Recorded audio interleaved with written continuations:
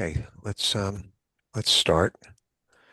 So before I do a brief review of last week's discussion,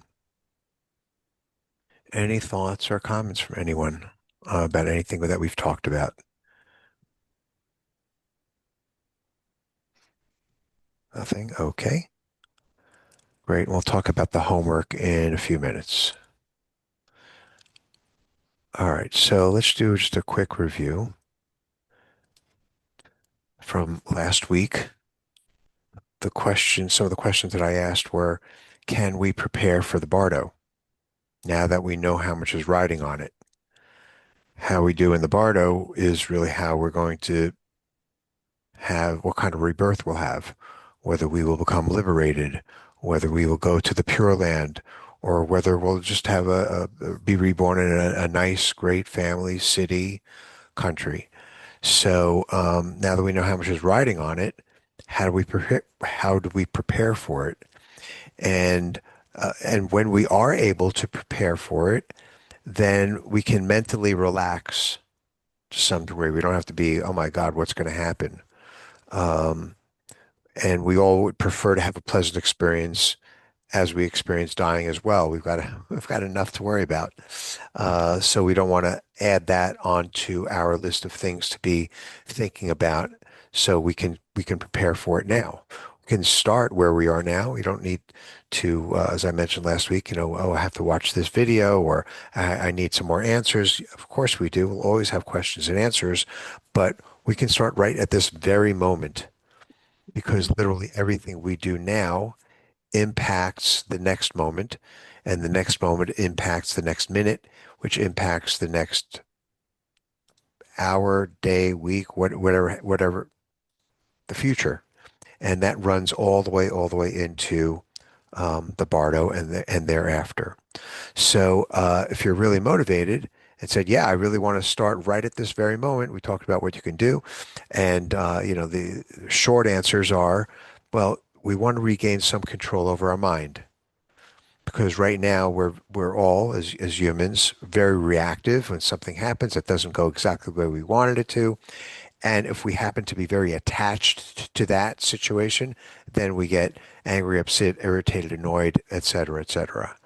So by meditating, which doesn't have to be sitting on a cushion, it can be, it could be all kinds of activities where you just refocus your mind to be in the present moment. But when you do any type of meditation, that helps your mind to calm down and helps you to deal with reactivity because we want to break the habit of reactivity. We're very reactive when we're attached to something and that something situation doesn't go the way we want it. Another answer is we develop compassion. Um, in in all of Buddhism, we talk about compassion and wisdom, two sides of the same coin. Compassion, well, first of all, it just feels better than being angry or annoyed. And second of all, as we develop compassion for others, we reduce our grasping and support of our own ego. Our ego is those stories that we tell ourselves about who we are. So when we're able to reduce our ego and not so much grasping and clinging and defending, then we become less selfish and open-minded. And by becoming less selfish and open-minded, we create positive karma. And then I quoted His Holiness Dalai Lama, when we feel love and kindness towards others, it not only makes others feel loved and cared for, but it helps us also to develop inner happiness and peace. If you want others to be happy, practice compassion. If you want to be happy, practice compassion. So we develop a mind of compassion that's a critical ingredient to our own happiness in this life. And to paraphrase one Lama, he said, when you develop compassion in this lifetime, it's as if the universe is rolling out the red carpet when you enter the Bardo. Why is that? Because if we truly have compassion for ourselves and for others, and that's how we live our lives, which is very selfless and open-minded, then when we're in the Bardo, it's the same way. We're no longer attached to illusions. My money, my house, my opinion is really fact.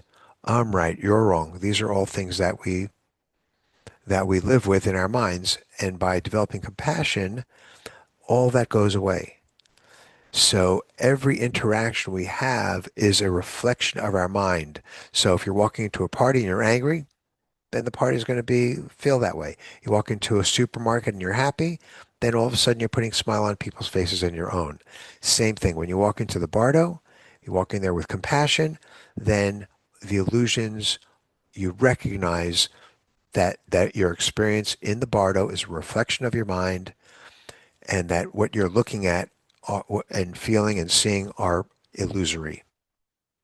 How do you develop compassion? We talked about the four immeasurables, which is a prayer that every Buddhist group says, every lineage says. A very short version of it is, I'm sure it's in a few places in the book. May you be happy. May all sentient beings be happy. May all sentient beings be free from suffering. May all sentient beings feel joy. And may all sentient beings have equanimity. There's different variations of it. So you can recite, it took me about 12 seconds to say that.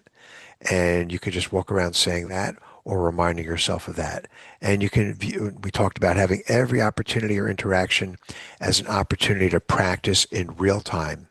Selflessness, compassion, beauty, love.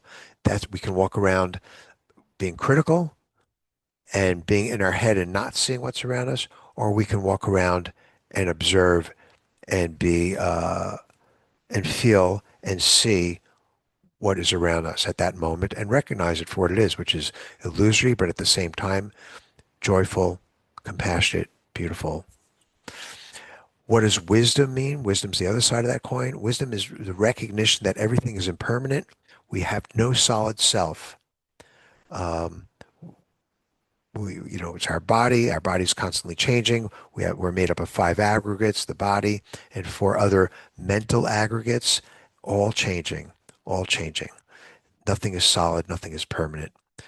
And by recognizing that, once again, reduces the ego. How do we practice this? We talked about breaking our attachments to illusory things, our grasping. Talked a little bit about generosity, the game that some people play is just take money, put it in one hand, put it to the other hand, look at it back and forth, and it helps to very, very small step to help reduce our grasping and clinging to financials. And then we have a homework assignment, which I'd love to see if anyone was interested in doing it and what your experience was. Homework assignment was to go onto a number of websites and make a donation of $1, $3, $5, didn't really matter. And at the same time, while you're doing that, dedicate the merit from that donation to all sentient beings or to someone close to you who's having issues or problems or health issues or what have you. And so the whole experience can take 5 or 10 seconds. And so, yeah, before I ramble on about that, anyone have a chance to do that or do that in any way, shape, or form? And if so, if you can tell me, or everyone, what was your experience like? Yeah, anyone can jump in. Yes, I personally liked it a lot. I like the idea that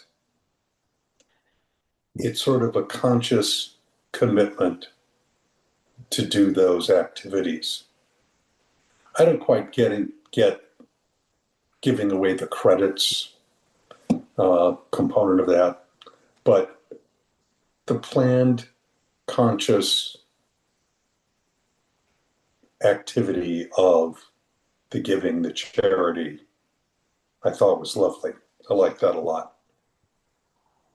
Good. Well, I'm glad. I'm glad that you felt good about that. That's in line with what the Dalai Lama says. You want, you give someone else, and look. All of a sudden, you feel good. But let's talk a little bit about dedication of merit. What's really going on here from a Buddhist perspective? So we know that we can create good karma for ourselves.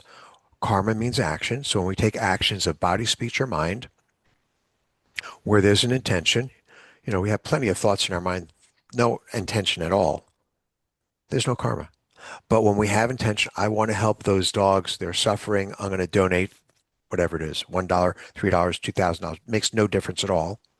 We're creating good karma for ourselves. But instead of keeping it, we're also at the same time saying, I give it away. I give it away. Do I have good karma in my pocket that I'm handing over to someone to? No, no, no. Of course not. It is a mentality of generosity and sharing. And because our minds can communicate with each other, right? We're not just talking with each other. Talk a little bit more about the causal web in a few minutes, but we can talk to each other. We can do things with each other physically. We can also connect with each other on a mind basis. So by saying that and meaning it, I'm giving it away, I'm donating, I'm offering it, A, that can be a condition for helping someone. And B, also creates good karma for ourselves. It actually magnifies the karma. So it seals the karma. Those are the words that we use. So that's why we dedicate the karma, because dedicate the merit, because it helps someone else and it magnifies the condition. So, for example, and then I'll get to your question in a minute, um, Lorraine, God forbid someone's in the hospital, broke their leg. They're in a car accident, broke their leg. How are they going to heal? What are all? That's the cause. The cause happened. I planted a seed. I'm hoping it grows a tree. I was in a car accident. I broke my leg. I'm in the hospital. What are all the conditions that need to take place for healing? Oh, I have to have a good doctor. I have to have enough money. I got to get the right medicine. I have to get to the hospital on time. I have to, my family's going to visit me. That always makes me feel better. Someone's going to bring me some good food. I could make a long list, infinite list of things that can participate and be conditions for that healing. One of those conditions is my intention, my prayer, my action that that person heals. And that comes from my mind. There's other ways too. I can go in there and I can say, oh, Susie, I keep using Susie. I should change the name. Joey, oh, I'm so sad that I hope you feel better. Is there anything I can do for you? So then I was speech that's helping. Physical action, they can feel from my physical activity. I can help them that way. I can also help them through my mind, body, speech, mind. So that's dedication of merit. Great. Lorraine, did you have a question? Oh, Uh, Steve, sorry, Lorraine. Steve, I don't expect everyone to just like bite into this and go, I'm with you 100%. This is meant to, if you do, great. But if not, it's meant to just let you think about something. Does that help a little bit with the dedication of merit, Steve? I guess a bit. It's like giving away something you don't have. I mean, you may create good karma, but it isn't a thing. It's not a pot that you made that you can give to somebody else. It's a byproduct of an action or an intention. So I don't know how to Right. give that to somebody else. Just by intending it. That's how you give it Okay. away. Simply intending it. Okay. That's how it is from a Buddhist perspective. Now, I could say, I can meet you in person and I could say, I really, Steve, I feel so strongly. I really hope you get better. I'm going to be praying for you. I'm going to be doing everything in my mind and my prayers so that you go, wow, it'll feel good to you. Could be uplifting. I'll tell a story about that later in a few minutes, but prayers come from the mind and have power when there's intention. So, That I and we'll, understand. right. So this is the same thing. I have this great karma that I've created for myself. I give it away. I give it away. I'm not going to hold on to it because that's selfishness and grasping and clinging and attachment. I'm going to give it away. Do I actually see something? We're not in the physical world anymore, right? Obviously. So, Okay. but that's the mentality. That's the mentality. Okay. Sorry, Lorraine. I didn't mean to cut you. Go ahead, I Lorraine. understand. Okay. um, Thank you. I was thinking about, I also went about doing that, and I give regularly. However, this was different because it was, first of all, with an intention of giving it to someone. And I don't, although I donate, there's like this attachment to it that I'm giving it and I'll be recognized or thanked for it. This felt different to me in the giving. There wasn't that attachment about myself as much as I'm giving it for this person. I give like to St. Jude and the Shriners for Children and that. So each time they'll send me something a certain child needs or a family. So that's what the focus was. And it was very different. Beautiful. Beautiful. Yeah. It's amazing what happens when you really have a higher intention. So, I mean, I'm sure everyone on the call gives. Sometimes I give, and within 30 seconds, I'm printing out the receipt. I want to make sure I get the tax deduction. Yeah. So there's nothing wrong with my intention. I'm not giving to get the tax deduction. I'm giving to help someone. But right there, boom, I'm clicking later. So when it's pure and there's nothing expected in return, like a tax break, then it's got greater value to you and greater value to the recipient because that thought, that intention, that karma is a condition for someone else or something else to heal or be better or for some positive action to happen. So good, I'm glad. Anyone else try that experiment? Yeah, Go ahead. Yeah, go ahead. Anyone? Hi, Sam. hi, hi. Hey, I did, and for each of the um, places I put forward a donation, I visualized what I would want was hope that that donation would do, and maybe even said a little sort of a little prayer that it would kind of move forward whatever effort the donation was, the agency was doing, and I do give also donations sometimes, but I think that that visualization and thought, and I think was really rewarding. Great. It's something I left out in the last few minutes is this concept that we're not only donating to them when we make a dedication of merit, but we're also saying and meaning at the same time, adding the phrase, and for all sentient beings. For all Right. sentient beings. So it's not just, oh, may the people at this hospital heal quickly and, and may my funding help them heal quickly and all sentient beings. We want to add that phrase because that removes, reduces the narrow-mindedness of me helping you.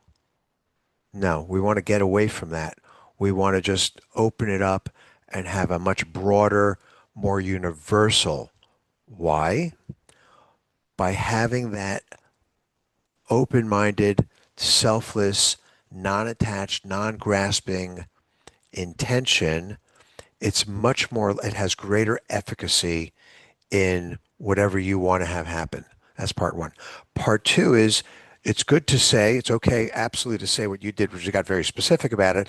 But at the same time, we're not trying to manipulate the world and every little thing that we're happening here. We want, and we can't, uh, but we want to leave it open. So that sometimes we'll just say, may this help reduce suffering, as opposed to, oh, I hope Joe gets better. Joe, please, Joe, get better. That has effect if you have intention, of course, but the intention is greater when you say, may Joe have his suffering reduced and may all sentient beings have their suffering reduced. That will have greater efficacy. I'm a very selfish person. I don't do anything unless there's great efficacy to it. So that's not true. That's a very important way to take on that type of intention is by including all sentient beings. It makes things have less friction in the causal web. And at the same time, your intention for what should happen doesn't have to be so specific. It can, but then at the same time keep it broad because there's greater efficacy to that as opposed to having more of a narrow, specific, like I'm trying to pull strings. Doesn't work as well. From a Buddhist, karmic, causal web perspective, and I'll define that again in a few minutes. Good. Rose, how did it go? It went well. I specifically picked.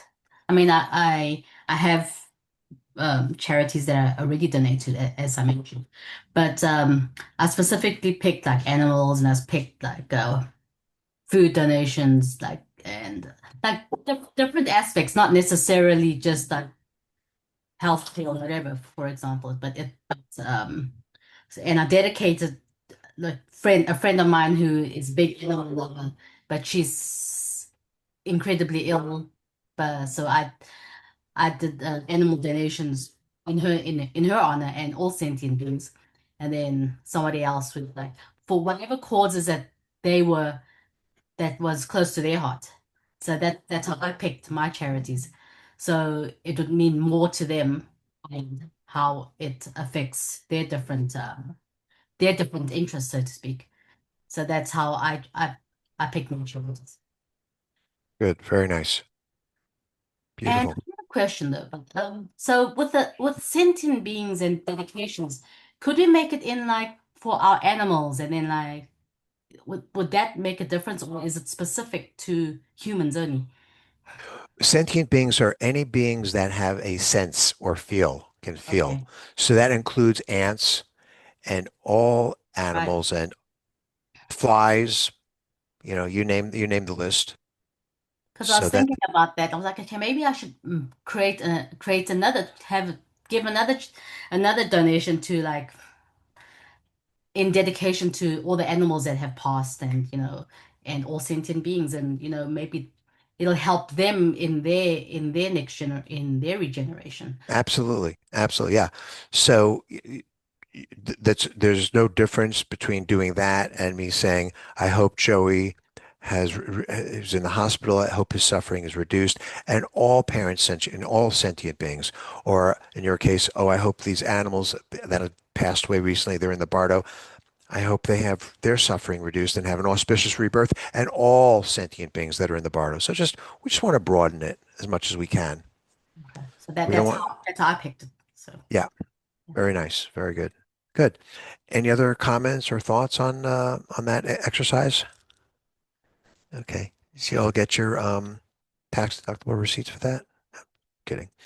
Okay, so how are wisdom and compassion related? Well, they both develop selflessness and open-mindedness. When understanding impermanence, it becomes easier to have compassion naturally. When we're very tied on to something, grasping and clinging, and it's going to be permanent, very difficult to have compassion at the same time. Compassion in and of itself has that open-mindedness. So when we have less attachment to our opinions, it allows your mind to naturally see others as you would see yourself. So we have less attachment to one's own stuff, to our own thinking, et cetera, et cetera. Nothing is fixed in place. Nothing is really and truly solid. This helps us when we think that way, then we develop grasping and clinging. And then when we get surprised by that, then we suffer. This helps us develop an understanding of selflessness and open-mindedness and compassion. We're not so attached to me and I. Okay, then there was a section in the book, supporting loved ones as they approach death. We talked about how do we prepare for that. There's a whole bunch of different suggestions in the book that we looked at. And the key is just prepare your mind state, look through the book or come up with your own suggestions, have a few that you may want to consider. Don't be so attached to them. If they don't come up, that's okay. If you forget to bring the flowers, that's okay. No agenda. We go in there and our agenda is no agenda. Our agenda is to be there and be supportive for that person, that individual, that family. Be present, let it unfold at its own pace. If some of the things you had in your mind to do or present or give or say doesn't come up, that's okay. Just let that situation unfold. We looked at different signs of death. Um, which is not a linear list or schedule. Some things happen earlier, later, they come and go. But it's good to see that so you have an understanding if you're with someone who's passing, what stage they're in, and are they really close to passing or not. And then, as importantly, when we watch that and study that and see that, then when we're in that bed with days or weeks left to live, we can recognize ourselves where we are. And that's very confidence building as opposed to surprising. So I think our last topic was different practices as death approaches. We looked at the POA practice, which is a visualization that we do that typically the Lama can lead you through, or you can do it yourself, where we unite our consciousness, our awareness with a higher being. And you can use a Buddhist deity. Amitabha and Vajrasattva are two Buddhist deities that are the most common for that purpose in Tibetan Buddhism. But if you're from some other religion or have some other attachment, some other link, connection with a higher being, you can use another higher being. Not a problem. How does that work? By surrendering, not surrendering in a Western terminology, which implies weakness, but by surrendering and giving ourselves and our ego and our karma and all that, just giving it away and uniting ourselves with a higher being, that helps to remove all of our negative karma. Simple enough. So you get to focus your mind so that you can merge your consciousness with the energy of enlightenment. Instead of, if you don't do that, then you're just who you are. Nothing wrong with that, but your karmic wins, and whatever state of mind that you've got going on, that's how you go into the bardo. Nothing wrong with that. But,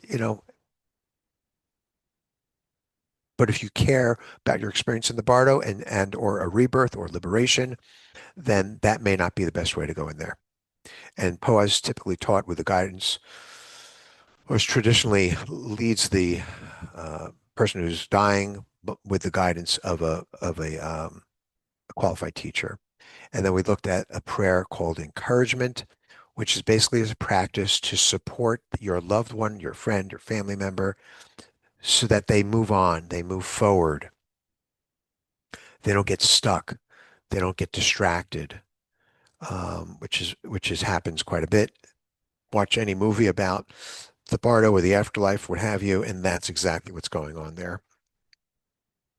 So, and I encapsulate, if I had to come up with 3 words that describe the book, Tibetan Book of the Dead, they would be, don't get distracted. Don't get distracted.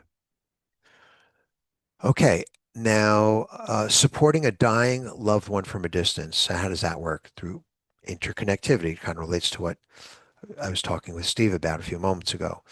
We're all connected through the causal web. What is the causal web? We have, okay, so we talk about that as human beings. We're made up of 5 aggregates. One is form, the physical body. The other 4 are mental aggregates, including our consciousness.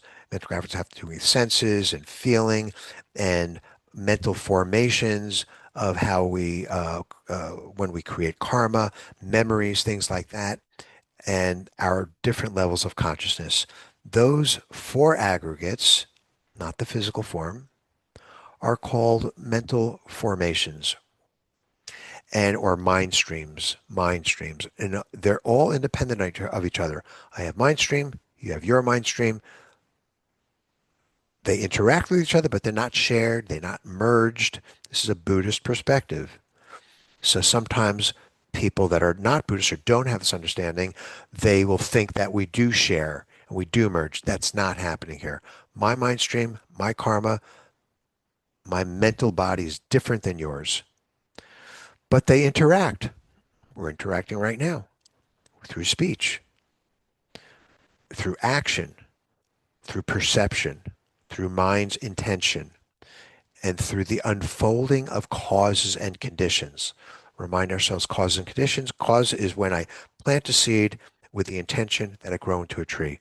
Conditions are, oh, is it going to rain? Is enough water, fertilizer, sun, wind, right part of the year, right season? Are animals going to dig up the seed? So all those conditions can, when they come together at the right time, I have a tree. So when we say, so therefore sentient beings interact with each other throughout the world in every moment.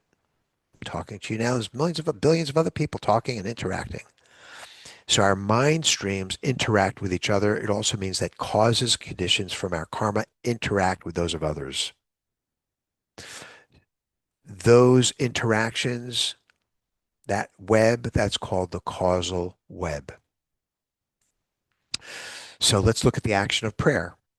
Okay, well, prayer is, I could say it out loud or I could think it. So that is an action. Karma means action, literally. And if I do it with intention, then I'm creating karma. So prayer, as I mentioned in my example earlier, becomes one condition among many other conditions for how and when karma can potentially come into fruition. So that condition is just like the water and the fertilizer that determines how the tree will grow. My prayer is one of many conditions that will determine someone's healing, for example. And these interactions occur through the concept in Buddhism called dependent origination, which is interdependent arising of causes and conditions, which we refer to this dynamic network called the causal web. Our mind streams interact with each other in the causal web. Our prayers can impact ourselves and each other as well. So practically speaking, physical actions, I visit someone in the hospital, I give a gift. Actions of speech, I speak with them. I speak with them with love and compassion, calmness. I listen to them speaking, and mind through thoughts and prayers. I had an interesting story. A friend of mine called me this past week, known him for 60 years. He was telling me a story that he knew I would enjoy hearing.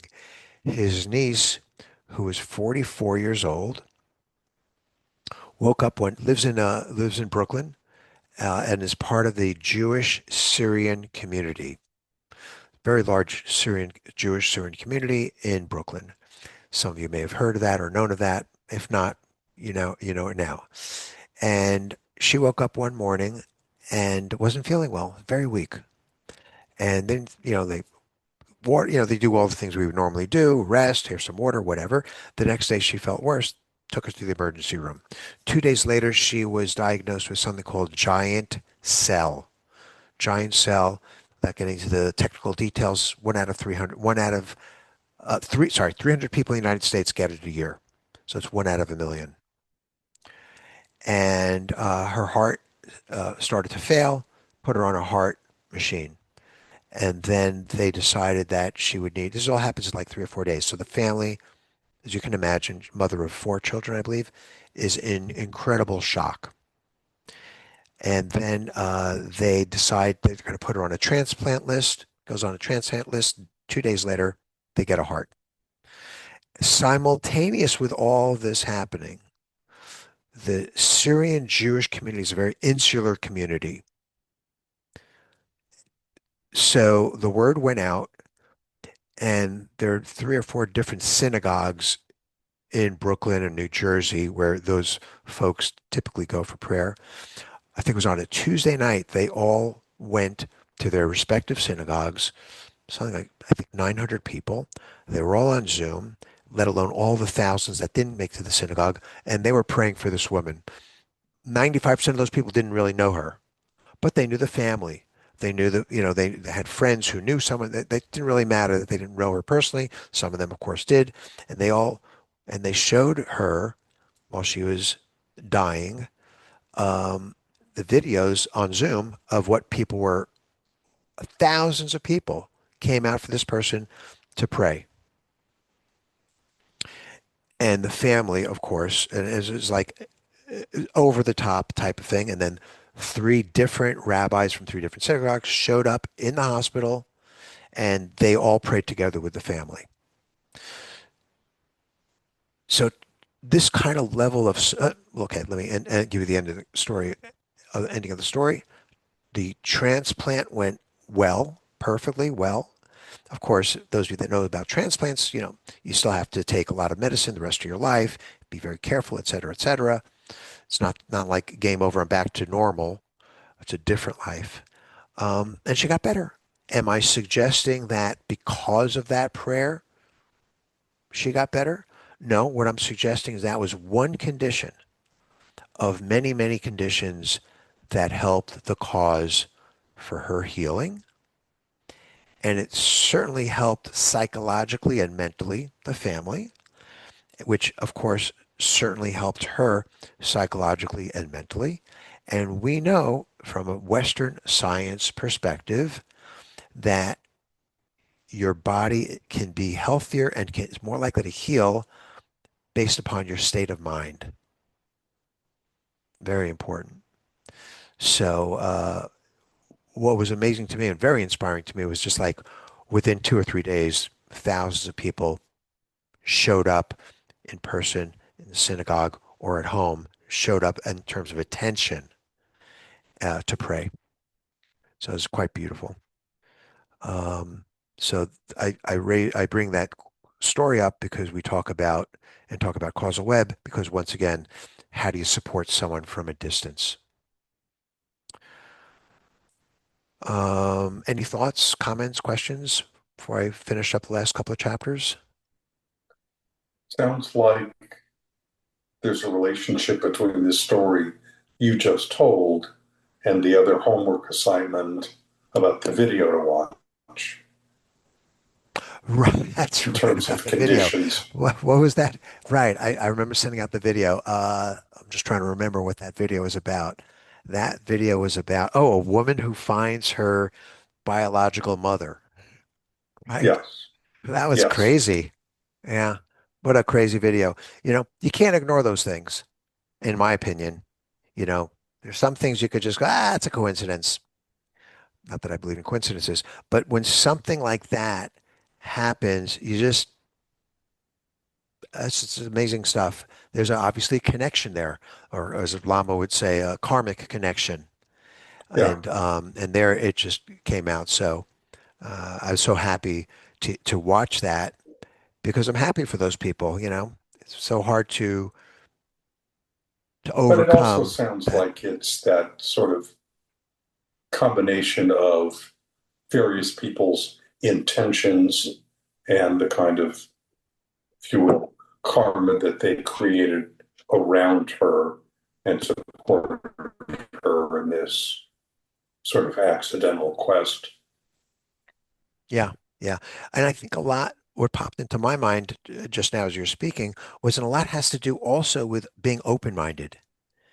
If we're just so set on a certain way, then we miss everything else that's going on around us. And by being open-minded and seeing and feeling and being open to any and all possibilities, that's things that appear to be coincidental, but are really just a functioning of the causal web tend to happen more often.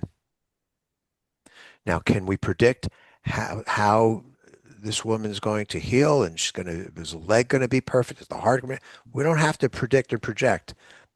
The universe is going to take care of that. What we want to do is just provide, we would want her to heal however the best way she can heal and reduce her suffering. That's how we look at it from a Tibetan Buddhist perspective. Very, very broad, positive energy. We don't get into the details. Well, I hope the surgeon makes a great cut. No, no, no, no. Let's pray for the surgeon.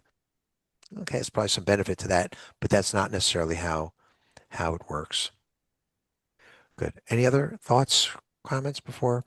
Yeah, go ahead. You. Mordy, I finished your book, not your book, but the one you recommended on meditation saved my life. Yeah. Wow. I mean, I would recommend it to anybody. Ann and I have talked about it. It's just so powerful, so powerful. It And clearly, I'm sorry. no, go ahead. No.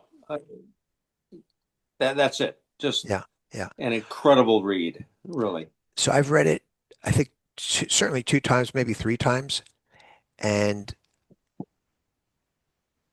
now, and I mentioned before, and I'm not selling anything today, but I wrote a book called The Magic and Power Behind Buddhist Prayers. It's the name of the book. And as a result of all the research and the practice that I did around that topic, now I read that book and I go, ah, there it is. Now I see what's going on. You have like a almost a structure in place so you could read it and go, oh, that's what's happening here. That's how that works. He described, and the same thing when I go to practice. Some of you go to practice with Lama Lhanang Rinpoche, and you hear him speak, and he speaks in such a way that it meshes and matches right on with everything that we're talking about. I think I may have mentioned almost every single prayer that we say includes all, sentient beings. And every single time he speaks about something like that, he also includes that in there. And, that's of course how he was taught, how he grew up, part of his culture, etc. So it's very, very natural. But we now know what's going on behind the scenes. One is, A, he certainly intends it and means it. That's for sure. And number two is he knows that that's going to have greater impact. Being open-minded and selfless and broad. So it's good so you get to see some of the things that we're talking about in action. What I liked about many things that I liked about that book, Meditation Saved My Life, is it happened recently. I think it was, I don't remember when it was, last 10, 15 years, right? 2012, I want to say. I don't remember the exact dates. I showed it's in my book. But anyways, it didn't happen. He did it 2001 to 2003. Right. And the book was written in 2014. Right, exactly. Okay, so it didn't happen 800 years ago, 1,000 years ago with some story that, yeah, what really, not that I doubt those stories, but this is a guy, it happened in New York. Yeah. At Bellevue Hospital. It's like, okay, you can't, they go back to the doctors and say, what do you think happened here? The doctors who told him he's got to cut his leg off. Anyways, great book. I highly recommend it. Thank you. Yeah, and just to finish, the epilogue by Sophia, who was a translator, I think. Right. And she interviewed a doctor in Paris and who was a meditator and very awakened, I think. And he explained it both meditationally, Buddhism, and medically. And it was, the last two epilogues are incredible, I thought. Yeah, definitely. Yeah, no, I loved it. And he's still out there today teaching. So anyways, Yeah. Okay. Thank you. So, did you have a question? I know you're not Jack. What's your first name? Terry. Terry. Hi. Yeah. And I don't know if this is the right time to ask a question like this or not, but as we're talking about moving into the bardo, conventionally in Western medicine, as a person is dying, at least in the hospital, at some point they're administered, a morphine drip. And I'm just wondering, what the thought is from a Tibetan Buddhist perspective about how that affects the person's consciousness. Does that affect what's going on for them in the bardo? It's certainly on one level relieving their physical suffering. In the case of, the person that I'm thinking of. But I'm just wondering how that is viewed, I guess. I will give you my answer, but I would encourage you to, if you're here next Thursday, to ask Lama Lhanang that question as well. If you're not here, I will try to do my best to remember to ask him. And so in general, it's best to be clear-minded. So some of the great lamas who are in extreme pain, they don't take anything. They just recognize the pain for what it is. It's a physical feeling, and they're in a meditative state, and they pass, and they're very clear-minded, and they don't get impacted by Western medicine. That's not always possible, and we definitely want people to not be in pain and not be in suffering, and we are probably not, I don't want to speak for you, but I know I'm not a great Lama. So, so my answer is to minimize that as much as possible at the same time as relieving their pain. Having said all that, let's put it in a broader context. If someone is a practitioner, whether it's a practitioner of Buddhism or spirituality, or they're doing a lot of these things, 'cause a lot of these things are common to all religions, but so they're a practitioner and they've developed a state of mind that's beautiful and calm and compassionate and has wisdom, that will carry through whether or not they take morphine or not. It's not like morphine all of a sudden just cancels your personality, you know. So, so, so that's my understanding. But it's a great question to ask Lama Nang. And I would, Cynthia, do you have any comments on that? Um, Trying to remember if Lama said anything specific in regards to that, other than what you already said. If you can avoid it, that's better. But I do believe that suffering has a lot to do with also making those decisions, because it's not only just the person physically who's suffering, but it's also the family who's suffering. So if we see it in a compassionate way, I would say that I'm a believer that either the soul, the consciousness, the spirit can still get its assistance, regardless of them, taking any medication. Because not only can you help the person in the moment, but you can also do prayers, with your presence, or in the future once they pass. So I mean, my father just recently passed, and it was not easy to see him, in moments when he was having a hard time breathing. Um, but fortunately, he didn't actually have any medication at all. So we went through the process, fortunately with Lama. But we've done prayers as well. So I don't necessarily think that, oh, they're going to go off in the wrong direction. I think your karma in that moment adds up to the sum of that result, in my opinion, also. So I don't know if that helped, but Yeah, very, very well said. You know, Tibetan Buddhists believe in Western medicine. It's not, we could do what we can to heal and to reduce suffering. And yeah, and I think like Cynthia said, your karma at that moment is everything you've done until that moment, and morphine is not going to change that karma. And once again, to look at a broader perspective, what a lot of Tibetan Buddhists do is when we are taking medicine, we look at that medicine as nectar, as nectar from enlightenment.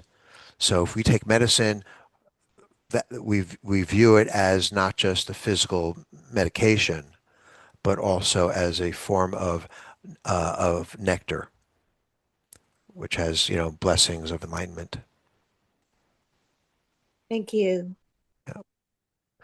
So supporting ourselves at the end of life, okay, how do you prepare for yourself? The way I thought about this, and I don't even remember what's in the book, but I say, plan it like you're planning a big party with a lot of guests. What do you know? Now, obviously, if you're 3 days from dying, you can't do any of that, so you got to think ahead. And but you plan it the same way you might plan a big party with a lot of guests. Organize not just the material aspects of your life, the money, your will, the houses, the stuff. Make a will, of course. Lama talks about that all the time. Speak with others to discuss your intention.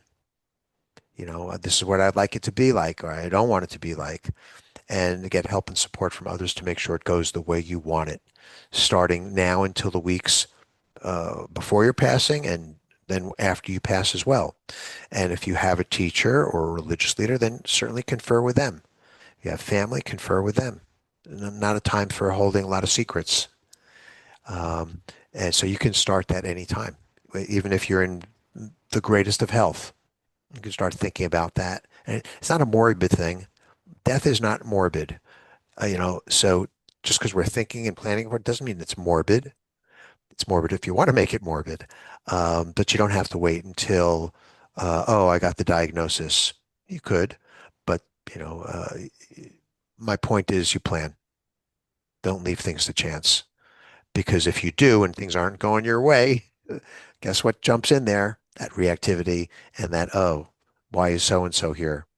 Or I can't believe she's wearing that, or whatever, however our tiny minds react.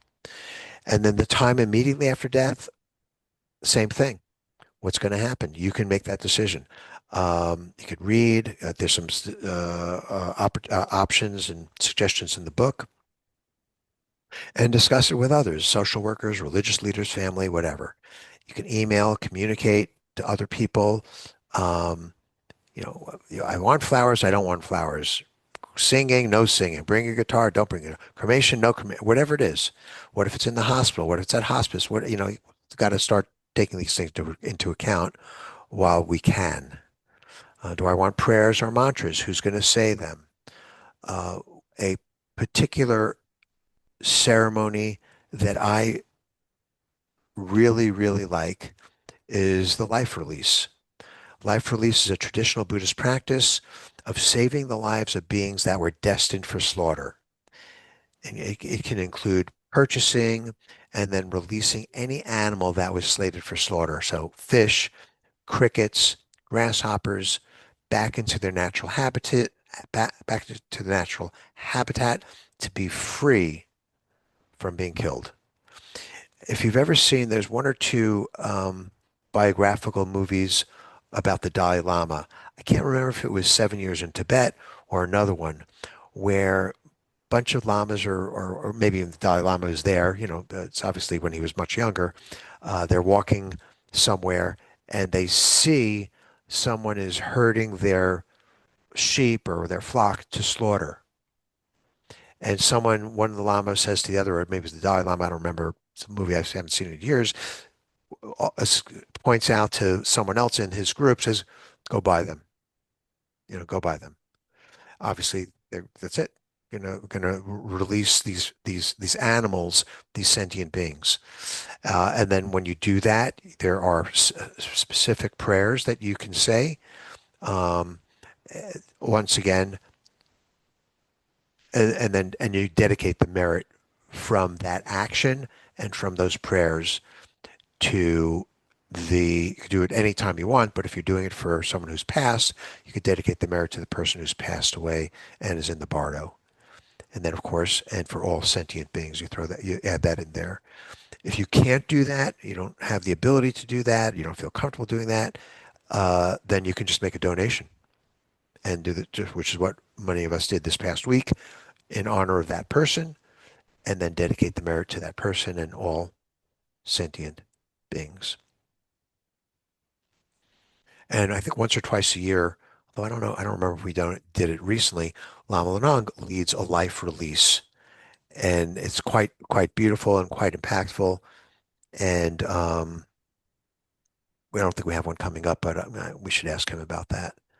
And there's other suggestions in the book about, well, you want to make sure that it's not, I was planning on doing a life release, but it was like 50 degrees out. And I said, I talked to the pet shop and they said, look, these crickets aren't going to survive that. So I didn't do it then.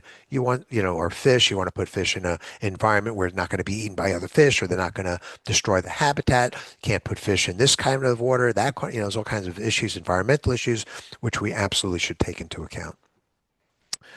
And then the last chapter has essential advice for joyful living and peaceful dying. So that's just, a couple of final thoughts, things that Lama talks about all the time during his talk. So we encapsulated a lot of that in that chapter.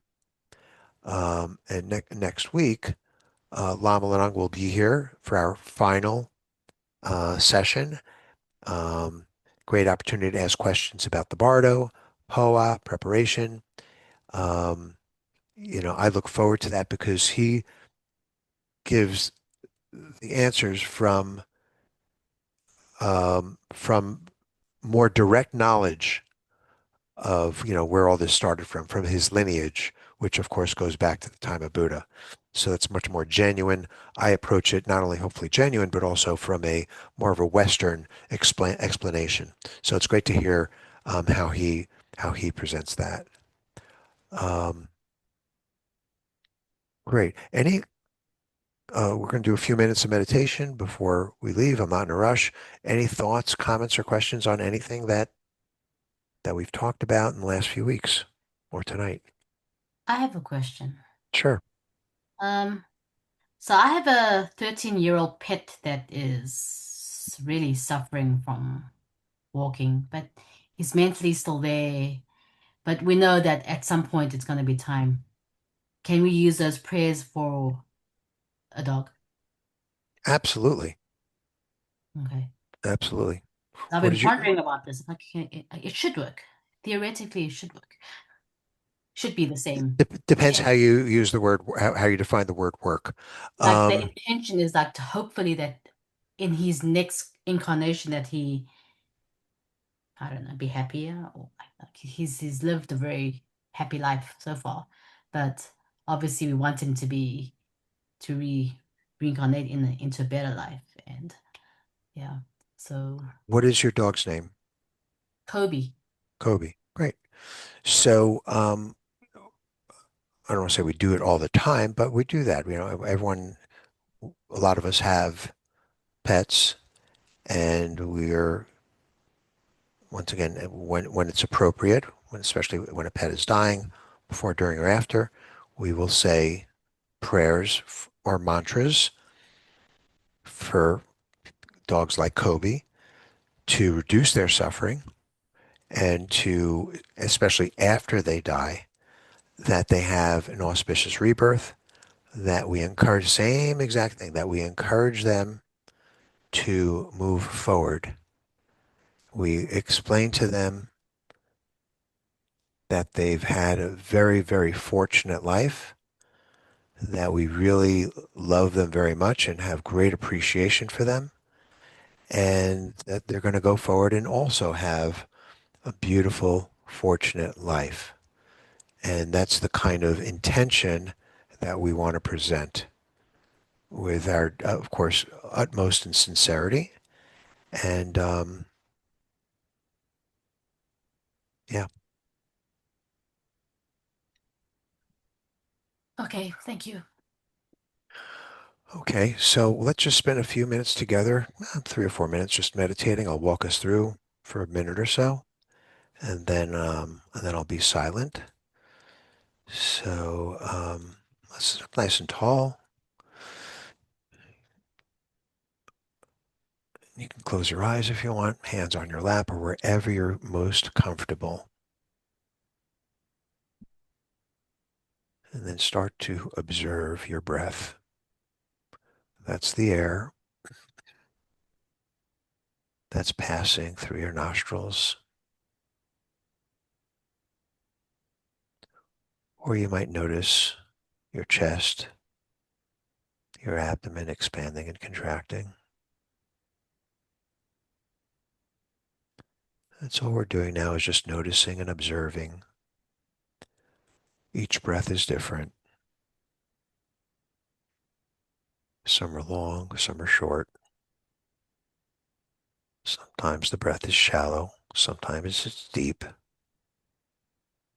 And for the next few minutes, that's all we're going to do, is just observe our breathing. And if we get distracted, no problem. It's a game. Just bring your attention back to your breath. We'll play that game for the next few minutes.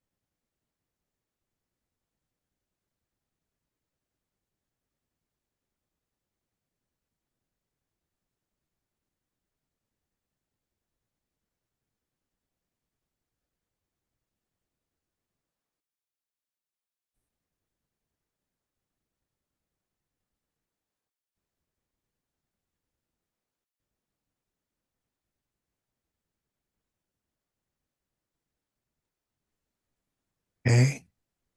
Slowly open our eyes. Come back in. So Rose, if you're here next Thursday, you can ask the question, if you want to, something like this. My dog, I would mention his name, Kobe, is just say what you said. What do you recommend that I do to help him have a better experience in the Bardo and an auspicious rebirth? And two things. One is, so Lama will tell you. And the second thing is, Lama's energy can help that process along. Okay. And then Terry, if you're here, the question you asked, a great question. Please feel free to ask that. If not, then I'll try to ask that. I would love to hear his answer. Good. Any thoughts, comments, questions on anything? Okay. Thank you so much for being here. We made it through. No one died. Thank you. People usually die when I teach this class. I didn't tell you that because then you'd be afraid. People are dying all the time in my classes. So in this particular class, so no one died. So big success. That's how I look at it. No one died. And yeah, Not and over hopefully yet, Marty. It's not that's over true. We have one more session. Oh, Mm-hmm. so hopefully we'll see you guys and gals next Thursday night. And if you have any questions on anything, feel free to email us. Happy to respond. Thank you. Okay. Thank you. Thank you. Thank Thank you. you. Thank you.